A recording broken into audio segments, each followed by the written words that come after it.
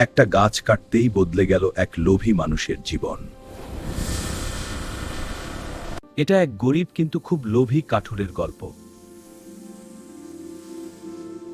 গ্রামের এক ছোট্ট কুঁড়ে ঘরে থাকত সে। প্রতিদিন সে জঙ্গলে যেত কাঠ কাটতে। একদিন সে দেখতে পেল এক অদ্ভুত জ্বলজ্বলে গাছ। লোভে পড়ে সে গাছ কাটার জন্য কুড়াল তুলল।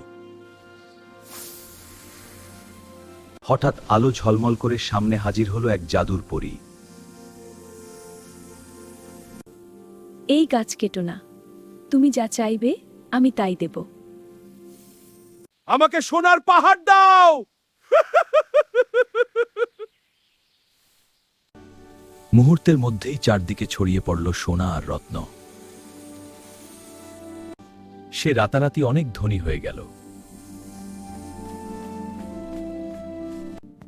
কিন্তু এত কিছু পেয়েও তার মন ভরল না।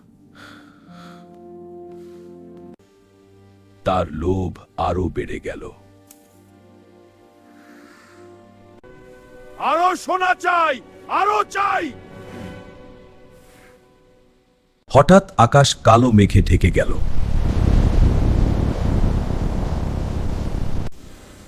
লোভ মানুষের সবচেয়ে বড় শত্রু। এক মুহূর্তে সব সোনা উধাও হয়ে গেল। সে আবার আগের মতো গরিব হয়ে গেল। তখন সে নিজের ভুল বুঝতে পারল। সে শিখল, সত্যিকারের সুখ আসে পরিশ্রম থেকে, লোভ থেকে নয়।